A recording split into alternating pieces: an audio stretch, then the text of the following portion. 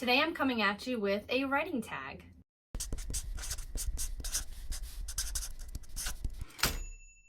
Hey there, my name is Katlyn Duncan and I am a traditionally published author and ghostwriter. Today I have a writing tag for you. It is the Indiecember 2019 writing tag.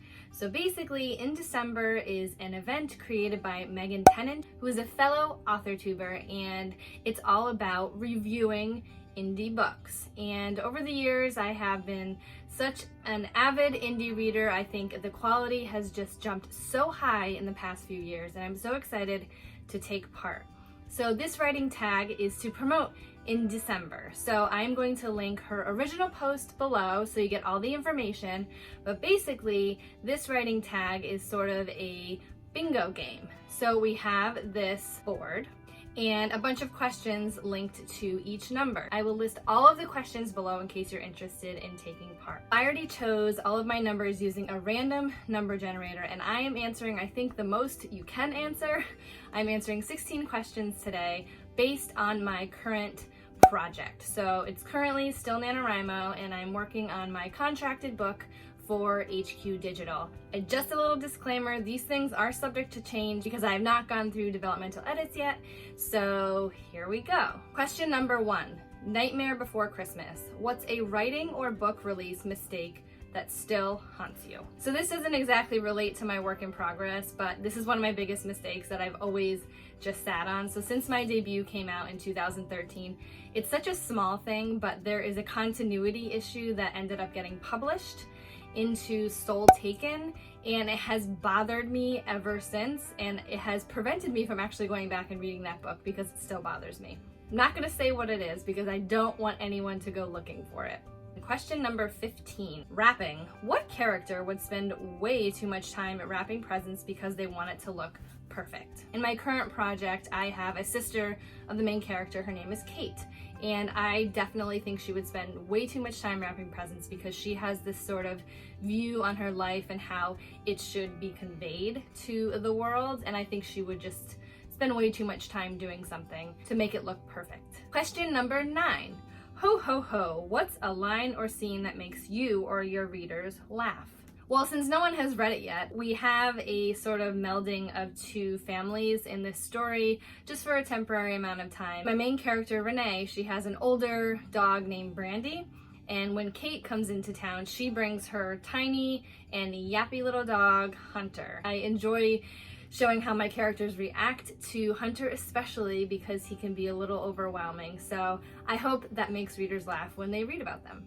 Question number 4, Elves. Do you have any writing helpers you'd like to shout out? Emotional support maybe, or a critique partner? Anyone who helps you from the shadows. Well, since I've only been working on this project for a month, I have to shout out my sprinting group, Julie, Amber, and Rosie. You guys have all been such an emotional support to me and helping push me to get my work done. I'm so grateful for all of you. Question number 24, Santa's workshop. Show us your writing space or a picture of your writing space. Bonus points if it's a disaster zone. Here is a picture of my current writing space. I had to plant my most recent release in there, but otherwise that is exactly how it looks today. Question number 2, Rudolph. Do you have any furry writing companions? Bonus points for showing them on film. This little lady is my writing companion. She's always around. She is my elderly little one. Oh, she's the best. Say hi, Jamie. You are so cute. She's so flirty. We are going to the groomer soon. The groomer? What do you think of that? Huh? What do you do? Oh, thank you. Question number 14. Santa's coming to town. Is your protagonist naughty or nice? My protagonist for my current work in progress, her name is Renee, and she is definitely on the nice list. Maybe a little too nice, almost predictably nice, but I love her anyway. Question number 21, Snow Angel. Which of your characters is most likely to make a snow angel, and which is most likely to be wishing they were on a beach instead?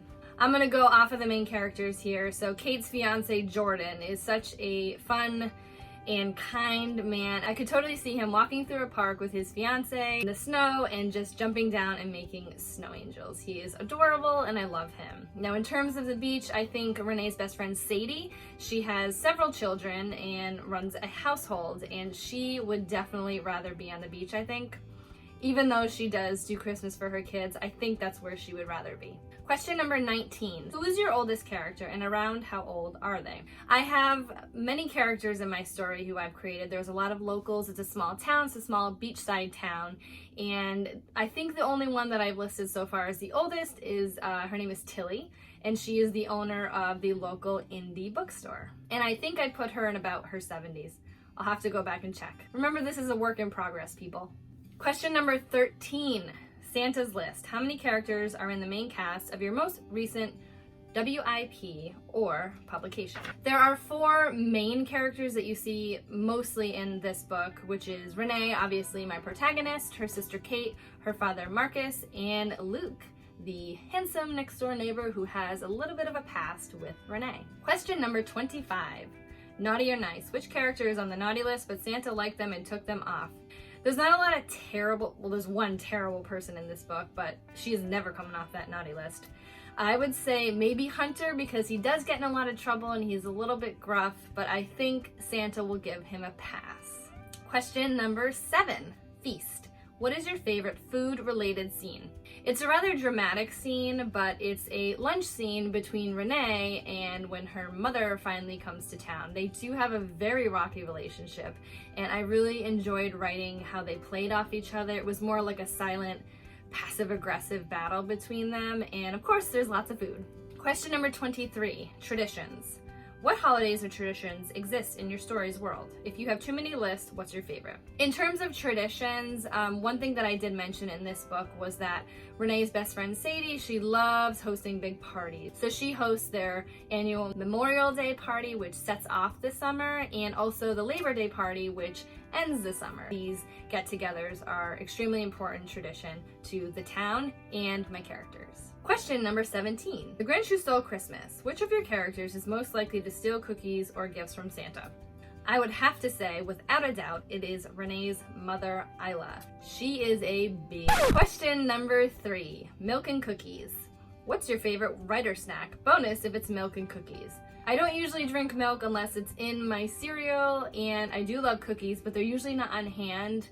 I do like to have some kind of M&Ms nearby, whether it's plain or peanut. I'm like a bland kind of girl. I don't go for all those crazy flavors.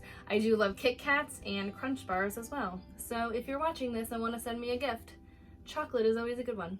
Finally, we reached the last one. Number 5, Sleigh Bells. What music do you listen to when writing? I did do a series of playlists for my channel. I'll link in the cards above in the description box below in case you're interested in checking out any of the other playlists. But for this book, I did create a playlist of instrumental music. I can't really write to music with lyrics, and I have not had time to create more of a inspirational one that I can listen to that does have lyrics. So mostly I've listened to the Twilight Saga by the City of Prague Philharmonic Orchestra. For some reason, it's really bringing out a lot of words for me, so I do keep that on repeat. Also, the Wedding Date score by Blake Neely. And then I sort of went on a John Debney black hole for this playlist a little bit, so I've been listening to the Princess Diaries score, Home Again score, and Isn't It Romantic score. I will link also this playlist below if you're interested in checking it out or using it for your project. So I wanted to thank Megan Tennant for putting out this awesome tag. I did want to have a sort of no pressure tag for anyone else, so if you're watching this and you want to do this tag, I tag you. Let me know in the comments below if you've already done it or you plan on doing this. I do want to watch all the videos I can. I'm so looking forward to reading more books because I have not been reading at all during the month of November and most of October as well, as I've been prepping for this novel. So if you enjoyed this video, do give it a like, hit that subscribe button and the little notification bell next to it so you know the next time I upload a video, and I'll see you soon.